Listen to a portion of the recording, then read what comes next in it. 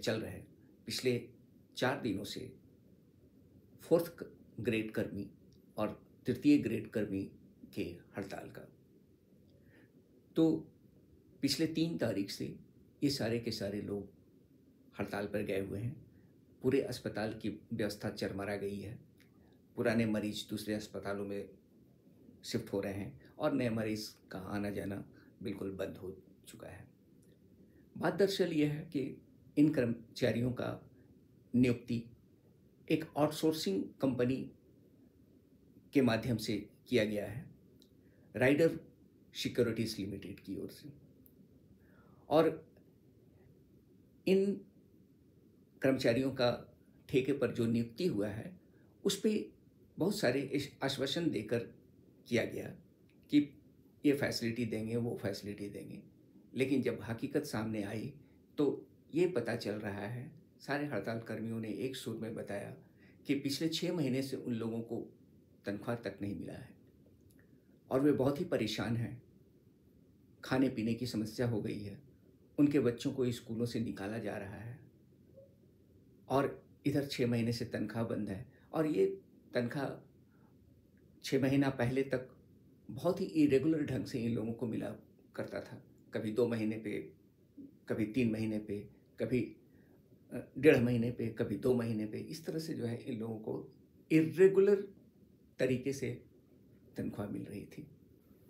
हड़ताल पर बैठे लोगों ने आगे बताया कि अनऑर्गेनाइज सेक्टर होने के नाते हम लोगों के पीएफ का जो अंशदान होता है वो खातों में नहीं जमा किया जा रहा है।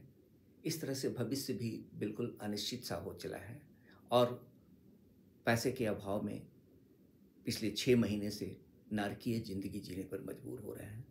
10 घंटे तक लोग लगातार काम और अपर्याप्त भोजन की वजह से कर्मचारी कई बीमारियों का शिकार हो रहे हैं।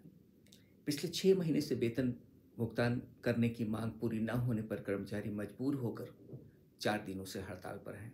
हड़ताल की वजह से अस्पताल में सारा कामकाज बंद है।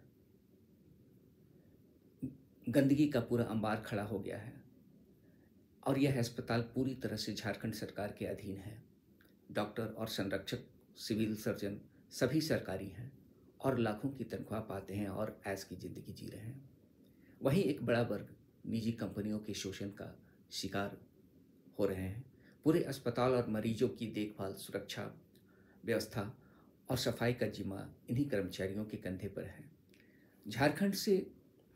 झारखंड में महागठबंधन की सरकार है, लेकिन भाजपा सरकार की बनाई नीति PPP, public private partnership model पर यहाँ संस्थाएं काम कर रही है, जो नाकामयाब साबित हो चुकी है। इन निजी ठेकेदारों द्वारा कर्मचारियों का आर्थिक, शारीरिक और मानसिक शोषण हो रहा है। ऐसे में राज्य सरकार का कर्तव्य बनता है कि मानवीय समस्याओं की ओर ध्यान देना चाहिए और इस पीपीपी मॉडल को खत्म कर राज्य की आवश्यक सेवा, स्वास्थ्य और शिक्षा की व्यवस्था अपने हाथों में लेकर पूरे राज्य में हो रहे इस तरह के शोषण और दबंगता से जनता को मुक्ति करवाना चाहिए। चिकित्सा और शिक्षा अत्यंत ही अनिवार्य सेवा व्यवस्था है, उसे चुस्त और दुरुस्त करने की ज़रूरत है। 4 दिनों से चल रहे सदर अस्पताल के कर्मचारियों की हड़ताल की तरफ अभी तक किसी भी सरकारी नुमाइंदे का ध्यान नहीं गया है। हड़ताल खत्म करवाने की दिशा में अभी तक किसी के द्वारा कोई पहल नहीं की गई है, जबकि वहीं पर जिला उपायुक्त का कार्यालय है। आज 50 प्रखंड अंचलाधिकारी का सदर अस्पताल का दौरा हुआ, जिसमें हड़ताल खत्म कर कर्मचारियों की मांगों पर कोई पहल का आश्वासन तक नहीं दिया गया। कुछ लोगों द्वारा सफाई कर्मियों पर जाति सूचक टिप्पणी कर उनके आंदोलन को कमजोर कर हड़ताल को खत्म करवाने की अंदरूनी रूप से धमकी भी दे रहे हैं। थैंक यू, धन्यवाद।